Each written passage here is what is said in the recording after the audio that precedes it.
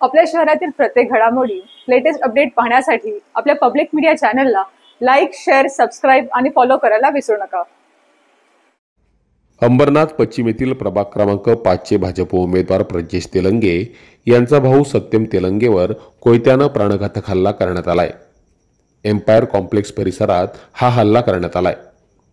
शिवसेना शिंदे गटाचे प्रतिस्पर्धी उमेदवार शैलेश भोईर यांच्या कार्यकर्त्यानं हा हल्ला केल्याचा आरोप केला गेल्यानं राजकीय वातावरण चांगलंच तापलं आहे। माझ्या मानेवर कोयत्याने प्राणघातक हल्ला करण्याचा प्रयत्न होत असताना मी हात मध्ये केल्यानं मी बचावलो, असं सत्यमने सांगितलं। भाजपाचा प्रचार करायचा नाही, भाजपाचा प्रचार का करतो असं धमकावत साहिल वडनेरे याने हा हल्ला केल्याचा आरोप होतोय। मी घरी आलो तर मला फोन आला, एक साहिल वडनेरे नावाच्या पोराचा फोन आला मला का कुठे तू बिल्डिंगच्या खाली आहे, काम आहे मला।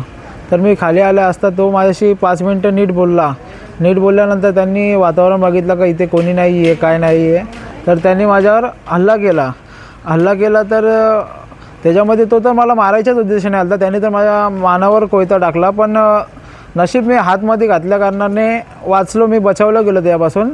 तर झटापट झाली थोडी, झटापटीमध्ये जरा गर्दी जमा झाल्यामुळे तो इथून निसटला।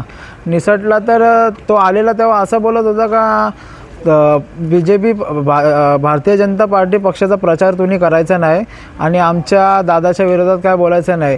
आता मी त्याची माहिती काढली असतात मला असं समजलं का तो शिवसेना शिंदे गटाचे कॅन्डिडेट 5 नंबर पॅनलचे शैलेश भोईर हे कॅन्डिडेट आहेत, तो त्यांचा कार्यकर्ता आहे, त्यांचा प्रचार करतो।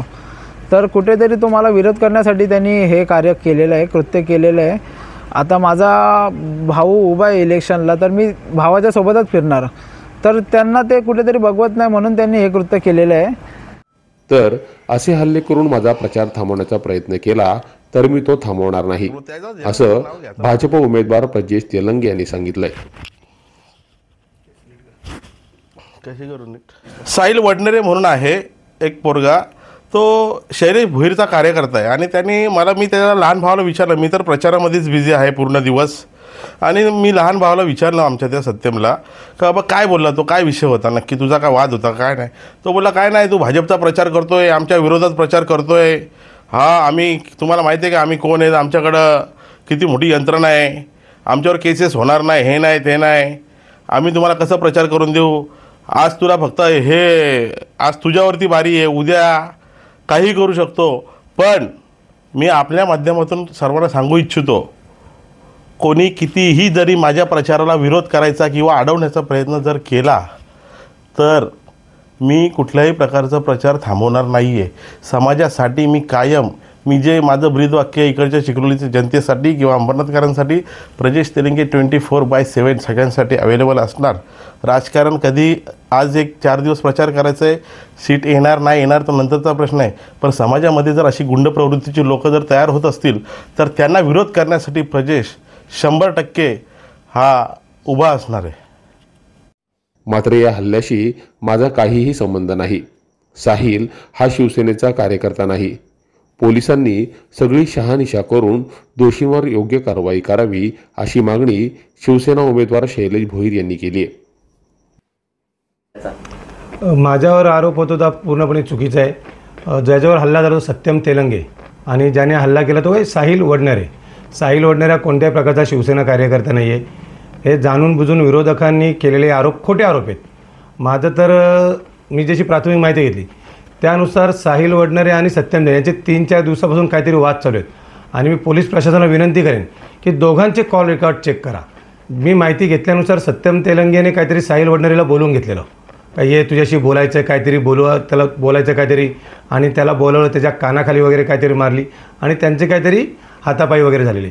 मी तुमच्या माध्यमातून एवढं सांगू इच्छितो की मी पण 6-6:30 वाजता बुवापाडामध्ये माझी सभा होती, मी सभात प्रचार करत होतो आणि प्रत्येकाला प्रचार करायचा अधिकार आहे।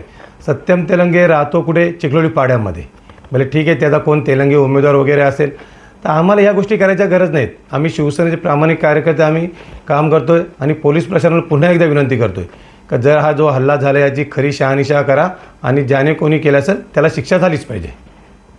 दरम्यान ज्या अंबरनाथ पश्चिमेच्या एम्पायर कॉम्प्लेक्स परिसरात हा हल्ला झाला तिथे पोलिसांनी आणि फॉरेन्सिक टीमनं येऊन सगळी तपासणी करून काही नमुने आपल्यासोबत तपासणीसाठी ताब्यात घेतले आहेत. अंबरनाथ पोलीस ठाण्यात या प्रकरणी रात्री उशिरापर्यंत गुन्हा दाखल करण्याची प्रक्रिया सुरू होती. दरम्यान ही सगळी परिस्थिती पाहिली तर अंबरनाथ नगर परिषदेच्या निवडणुकीत कायदा सुव्यवस्थेचा मोठा प्रश्न निर्माण होण्याची शक्यता वर्तवली जाते. Public media bureau report.